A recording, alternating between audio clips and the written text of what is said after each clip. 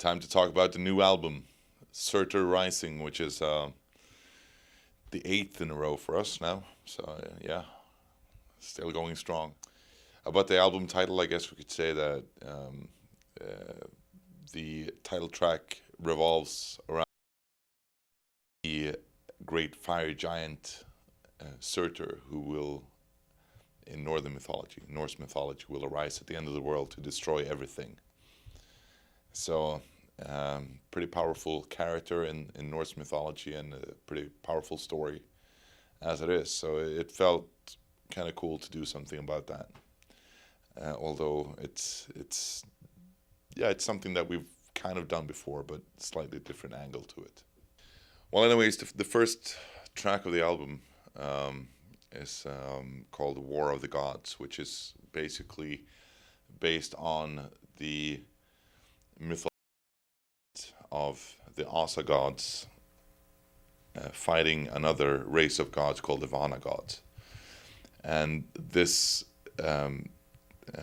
war is kind of significant because during this war and after the war, they exchanged hostages to make sure that the peace remained between the two clans of gods. And that's how the Asa gods got Frey and Freya, who are key figures in Norse mythology. And it's kind of an interesting story also, because the fact that the hostages that were sent to the Vana gods were kind of, well, the Vana gods weren't really happy about it, so they beheaded one of the hostages and sent the head to Odin's court. So it's kind of a lot of intrigues in the story in general, so it's very interesting.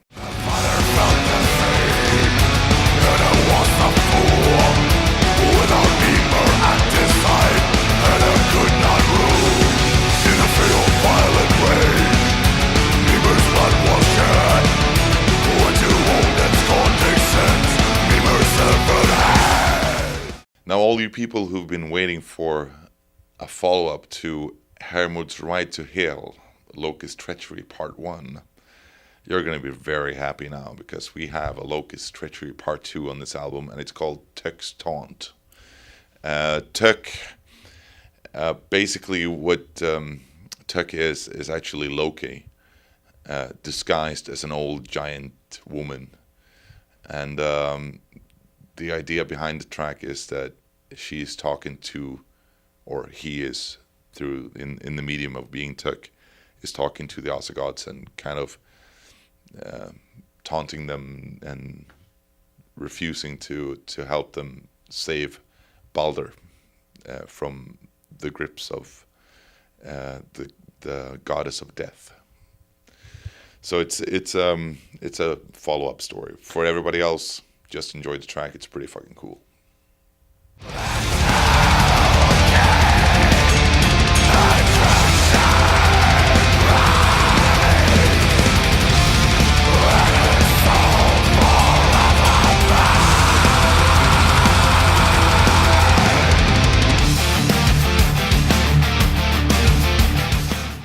Now, the title track of this album, when we discussed the album title, we had a few options up there, and of course, as I've already said, the album is entitled Surtur Rising, but we decided to actually put the second option as the title of the title track. So the song is called Destroyer of the Universe, and as I already said, it's about Surtur, the fire giant who arises at the end of the world to destroy everything with his wrath and his fire. So unfortunately for him, he also ends up consuming himself in fire. So it's kind of a apocalyptic theme to the whole thing.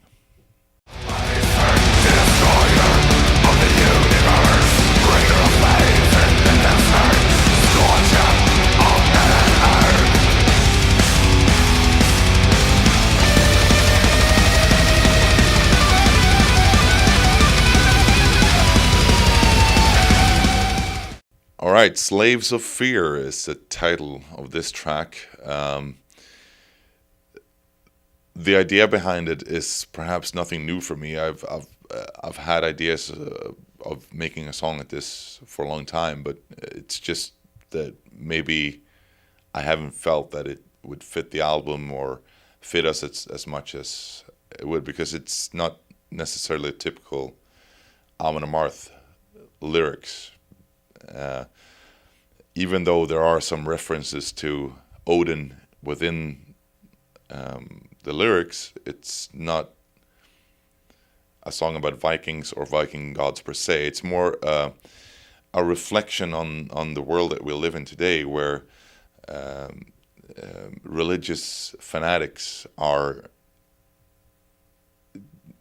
trying to control people with fear, be it like terrorism, or be it just by preaching that if you don't do what they say, you'll burn in hell for all eternity. And in my opinion, that's just, a way of keeping people down and keeping people from actually leading and living, great lives and prosperous life. And they do this obviously for either political gain, financial gain, or just, for power, more or less. So it's kind of a story which is my kind of reflection upon this thing, and with the song actually mainly written by our drummer Frederick, it's also a new take on our musical abilities. So it kind of felt good to put something different lyric-wise to it as well. They speak of love and tolerance, thrive on people's ignorance, to make you all slaves of fear. They feed on your anxiety, to build their dead society. They kept you down for about. Well, this song is called "Live Without Regrets," and the idea came from. I was reading a book in the Poetic Edda, which is kind of like the Holy Grail or the Bible of Norse mythology, if you will. But basically, it's called Havamol, and it's there's a passage in there that speaks about how to live your life without fear, but I'm not going to go into it because I can't remember the exact English translation for it. But basically, the idea is to the lyrics is about fighting for who you are, for what you believe in, and to do what you believe in strongly, and to do what's right for you, and for the people closest to you. That's how you become happy. And if a friend or like a family member who have that urge to live their life to the fullest, if they should, fall victims to their urges, at least they were able to live the way they wanted to live. And I think that's something very important. I think a lot of people are losing track of the fact that we only have one life. We should make the most of it. I mean, it's kind of it's deep philosophy through a Norse mythology kind of idea, but I don't want to preach to anybody really, but it's kind of just my thoughts upon life in general, and that's sort of the aim with that song, to kind of reflect upon it, but also to describe the way the Vikings lived their lives, because they were fatalists. They didn't, they believed that fate was written for them, so they didn't really have any fears at all. So it's kind of connecting those two, the philosophy and the history behind everything surrounding Vikings.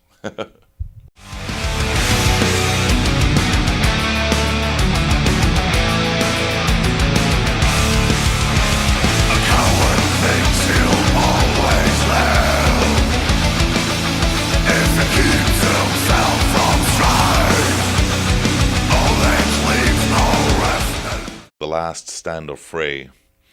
And in this song also connects to the title track and to the cover, because at the end of the world in Norse mythology, which is Ragnarök, Frey will be the god that faces the mighty Surtur as he rises.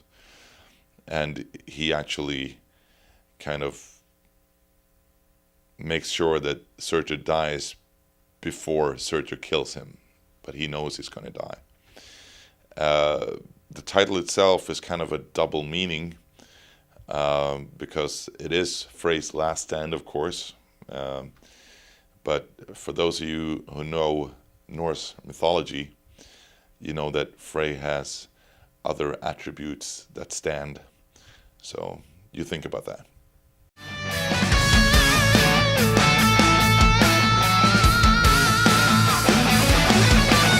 I go forth to meet my doom, but I will die in vain. Petition waits from everyone. The world will die in flame. All right, so this song is called For Victory or Death, and it's kind of a cliche type of title, I know, but so is, I guess, the lyrics. The story is about vengeance, really, kind of reflecting on the fact that religion has been keeping people down for centuries, and finally, people all over the world are kind of waking up to see a new day where religion does not have the same significance in the society, which I think it's a great thing. As many people probably know already, I'm an atheist, so for me, to see religion having a smaller part in our lives is a really cool thing. So that's kind of what I wanted to get out of the lyrics. I'm not sure if I really succeeded or not, but I think it's a pretty cool thing pretty cool story where at the end of the day, I think that human nature and humanity will conquer superstition and religion.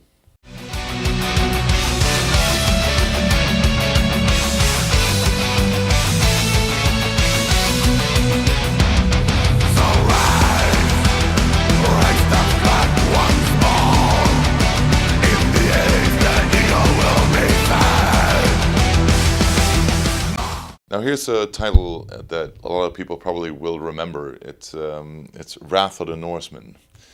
But contrary to what a lot of people maybe think, we have never had a song called this. However, we did have a DVD a few years back that actually went gold over here in the US and platinum in Canada. So you should check it out. It's a pretty cool DVD. Anyways, this story is kind of just look upon like from the other side of the other side of the blade. In a Viking raid, more or less.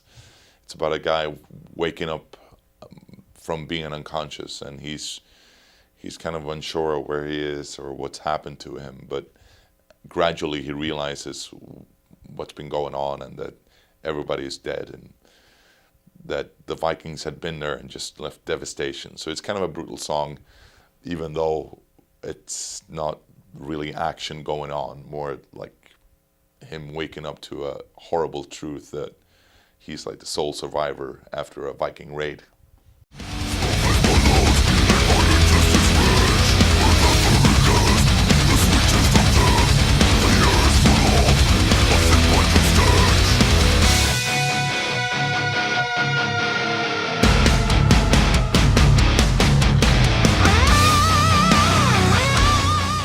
One of my favorites on this album, and not only because I like the song, but also because it's about Fenris, the Fenris wolf, which is one of the coolest and meanest characters in Norse mythology.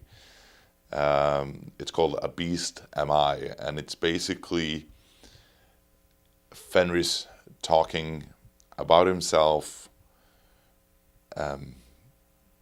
explaining who he is and what he's done, and what's going to happen at the end of the world when he'll get free again. In Norse mythology, Fenris was bound after the gods deceiving him, and he is just urging to get loose and claim revenge, and that's what he wants to do.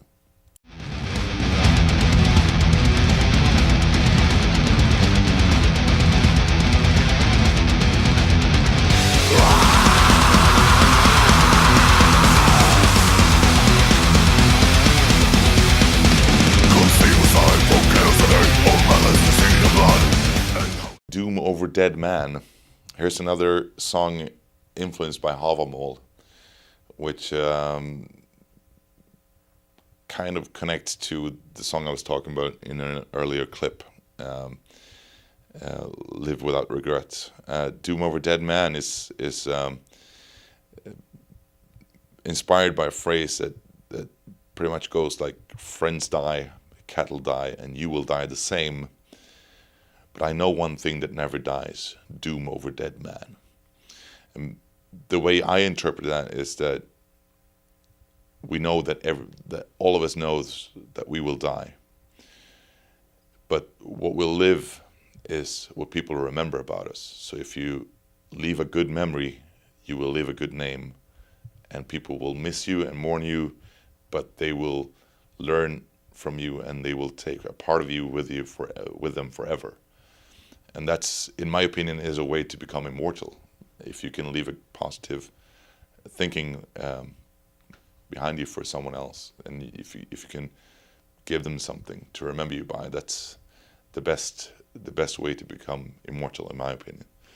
The story itself is about a man who actually kind of did the opposite in his life, and on his deathbed, he is starting to realize that he has wasted his life, and now it's too late to go back and redo anything or make things right. So it's kind of really depressing song, actually. Let's not talk about it anymore.